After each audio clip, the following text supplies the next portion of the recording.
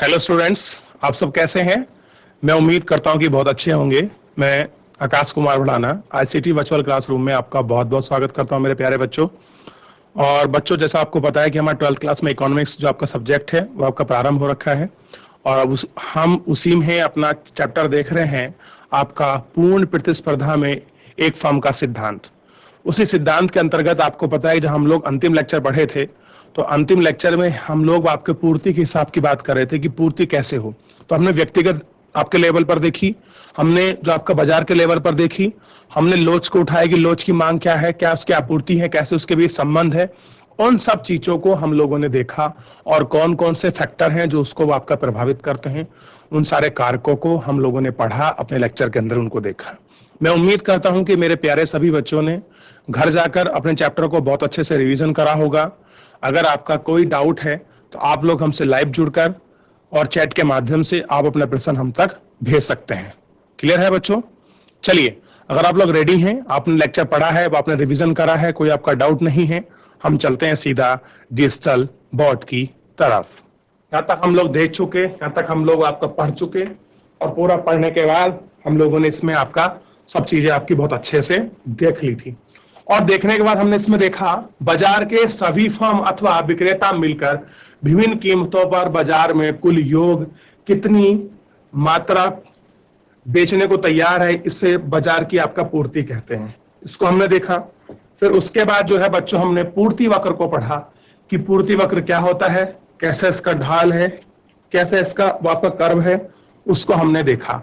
फिर पूर्ति फलन को आपका निर्धारित करने वाले जो आपके फैक्टर थे, उन सभी फैक्टरों को हम लोगों ने बहुत अच्छे से एक एक करके इनको पढ़ा और जाना और उसको समझा।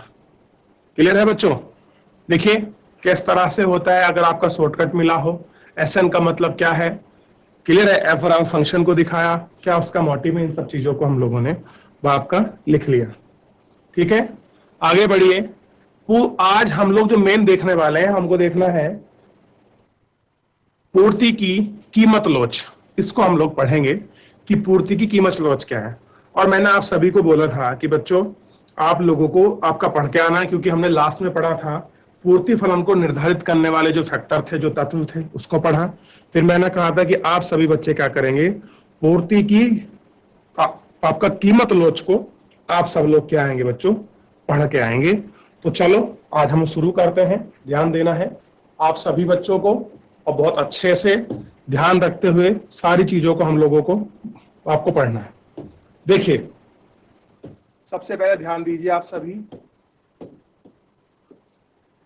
पूर्ति की कीमत लोच, पूर्ति की आपका कीमत लोच, इसको हम देखना है कि आपका पूर्ति की कीमत लोच क्या है। ठीक, ताकि हम सारी चीजों को बहुत अच्छे से आपका जान पाए और आपका समझ पाए कि क्या है। देखिए, एक वस्तु की पूर्ति, ध्यान दीजिए,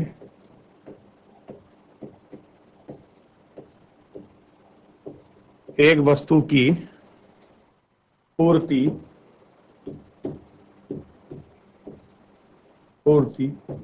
की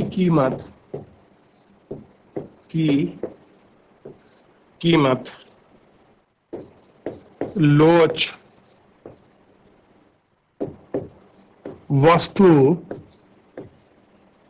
की कीमत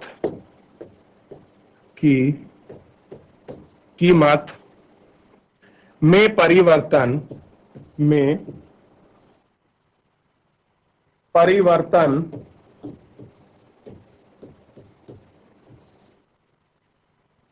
के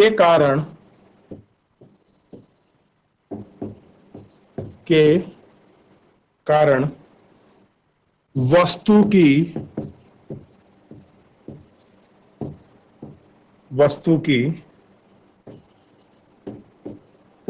पूर्ति की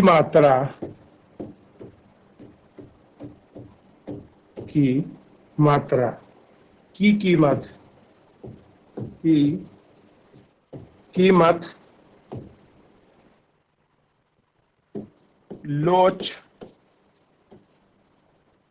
वस्तु की पूर्ति, वस्तु की पूर्ति की मात्रा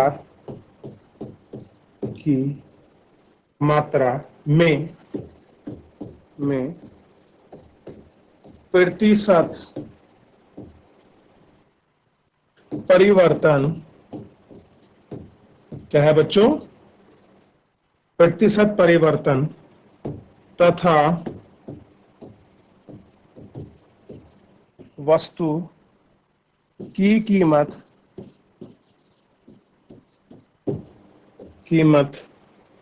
में प्रतिशत परिवर्तन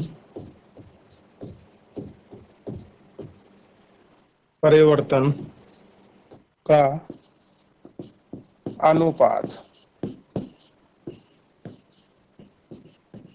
है। देखिए, समझिए थोड़ा सा बच्चों, आप इसको अच्छे से समझिए ताकि आपको सारी चीजें बहुत अच्छे से क्लियर हो जाएं।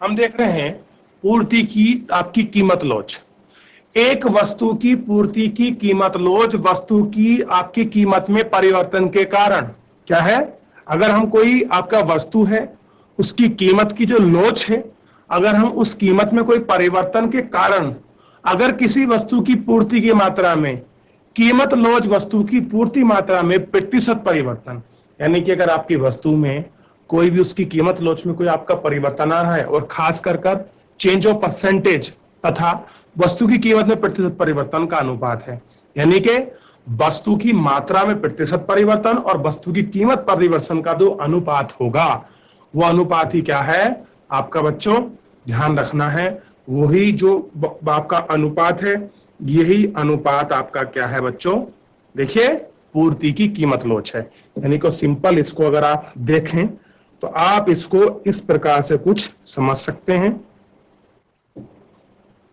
ये थोड़ा सा ध्यान रखिए, इस प्रकार से अगर मैं आम फॉर्मूला के रूप में बना दूं, पूर्ति की कीमत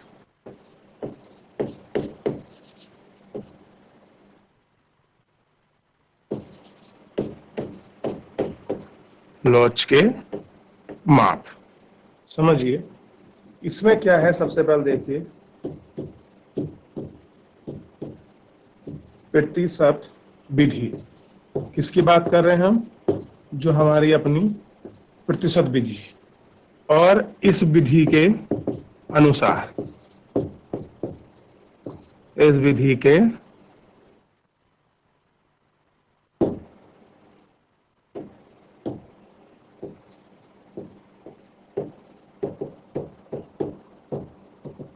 अनुसार, देखिए क्या है इस विधि के अनुसार, थोड़ा सा हम समझ लेते हैं।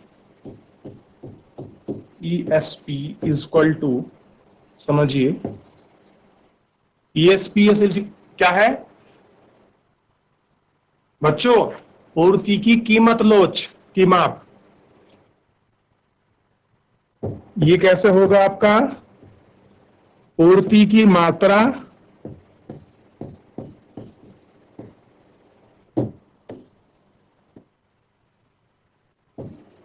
पूर्ति की मात्रा में प्रतिशत परिवर्तन, प्रतिशत परिवर्तन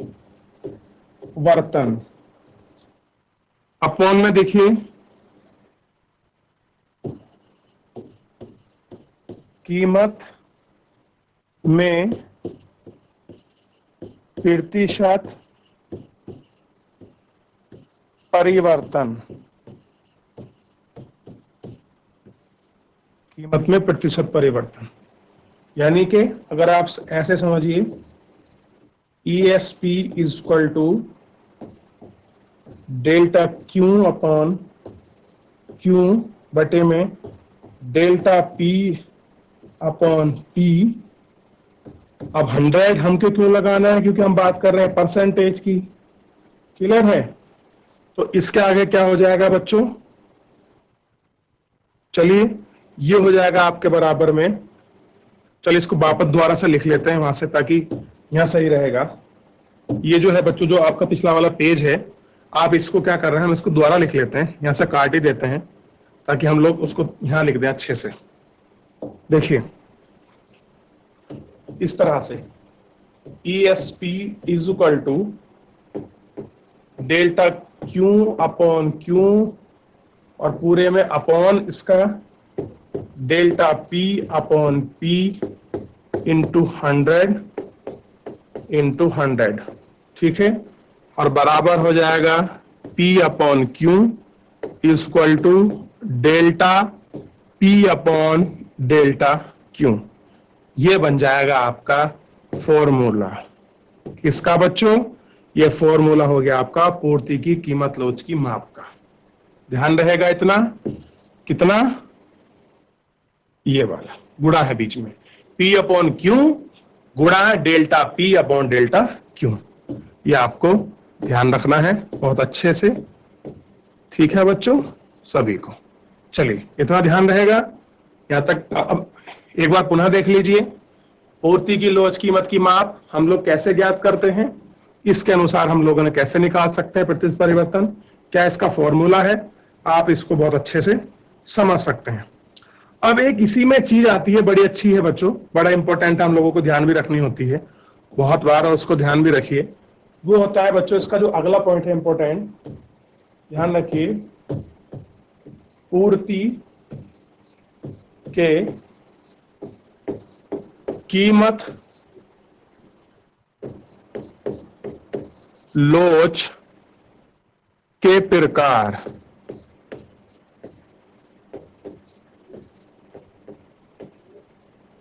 क्लियर है? सबसे पहले ध्यान दीजिए वहां इसके प्रकारों में, सबसे कैसा हो, पूर्णतः हो, और कैसा हो, बेलोचदार हो। कैसा हो,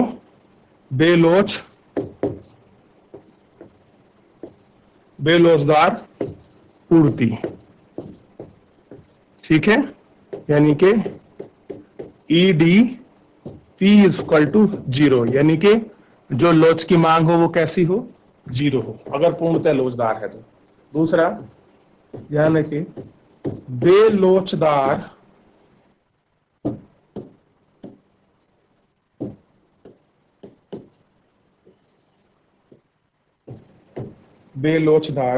पूर्ति, अगर बेलोचदार आपके पूर्ति है उस कंडीशन में क्या होगा, EDP बड़ा होगा किससे, 0 से, नहीं जो उल्टा हो गया बच्चों, 0 से नहीं, 0 बड़ा होगा, ठीक है। ऐसी कंडीशन में इसको और छोटा करके देते साइन थोड़ा सा, ये ऐसे होगा, 0 बड़ा होगा।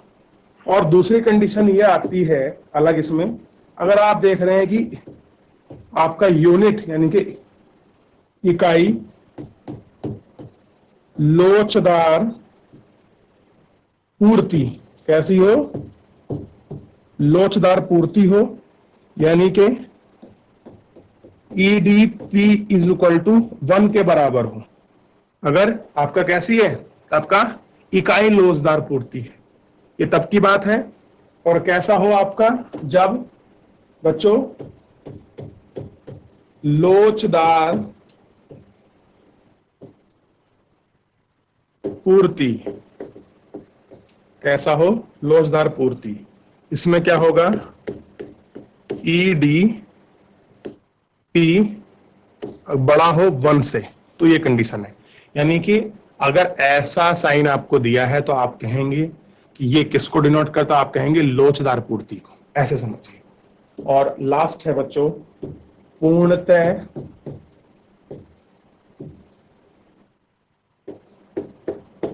लोचदार पूर्ति,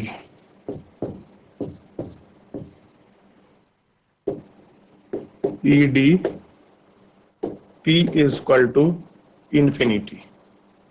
कैसी बच्चों, इंफिनिटी, इंफिनिटी, ये देखिए अगर ऐसा है, अगर पूर्ण लोचदार है तो कैसी होगी, अनंत तक होगी, ठीक है, यहां तक आपको ध्यान रहेगा। एक बार देख लीजिए, पूर्ति के आपको कीमत लोच के प्रकार, अगर पूर्णतः बेलोचदार हो, ऐसी स्थिति में क्या बनेगा, पूर्ण और बेलोचदार पूर्ति कैसी होगी, तो इकाई लोचदार की क्या स्थिति बनेगी। फिर उससे आगे हम लोग देख रहे थे आपका लोचदार पूर्ति, पूर्णतः लोचदार ये क्या होती है, इन सब चीजों को हम लोग देख रहे थे। इसको हम लोग इतना आपका जान भी सके थे। क्लियर है, ध्यान रहेगा, यहां तक हम लोगों ने इतना देखा। और अगर हम लोग इतना, बच्चों किसी को डाउट है, आपको कोई चीज आपको समझ नहीं आ रही हो, आप देखिए, एक एक हमने फॉर्मूला बेस करके हमने सब चीजों को ज्ञात किया है।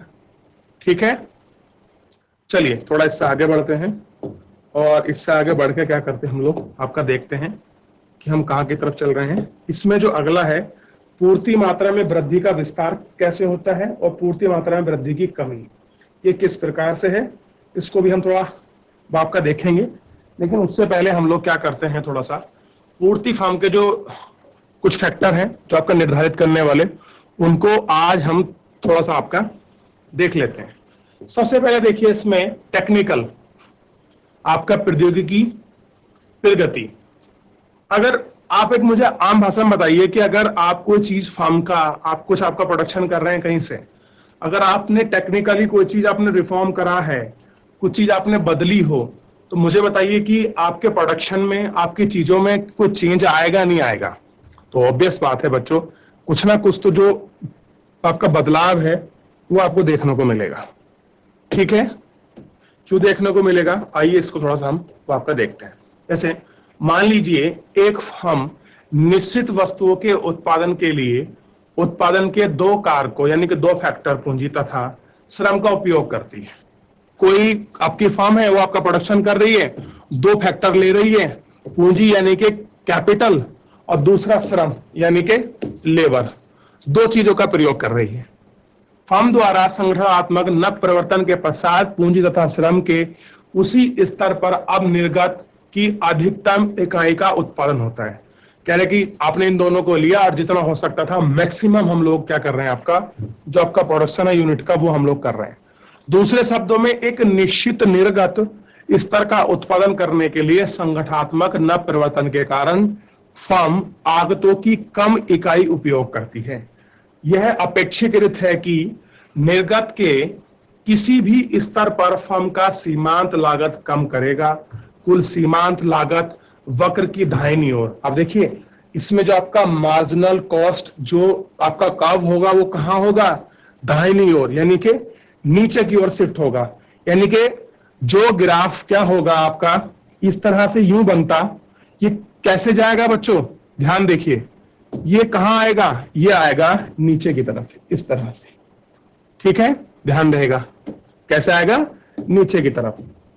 आगे बढ़िए, देखिए चूंकि फर्म की पूर्ति वक्र दाईं ओर शिफ्ट करता है, किसी भी दी हुई बाजार कीमत पर फर्म अब निर्गत की अधिकतम इकाई की पूर्ति करता है। वो क्या करेगा, कोई बाजार है, उस फर्म है, कोई कंपनी जिसमें आउटपुट मिल रहा है, उसको क्या करेगा, अधिक इकाई में बाजार की क्या करेगा, उसको पूर्ति करेगा।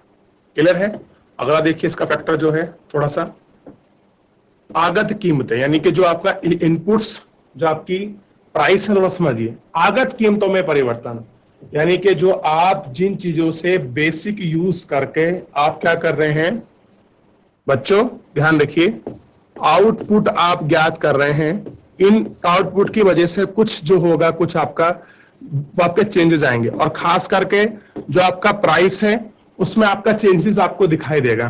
तो वो प्राइसेस को हमको क्या करना है, वो सारे प्राइस को हम लोगों को आपका देखना है, उस पर बात करनी है। देखिए आगत कीमतों में परिवर्तन फर्म की पूर्ति वक्र को प्रभावित करता है। किसको करता है, आपका सप्लाई जो वक्र होगा उसको बिल्कुल आपको इफेक्ट करेगा। अगर देखिए मैं इस तरह से बनवा दूं, ये रही कीमत, क्लियर रहा, और ये रहा आउटपुट, यानी कि जो आपका निर्गत का वक्र है, क्लियर है।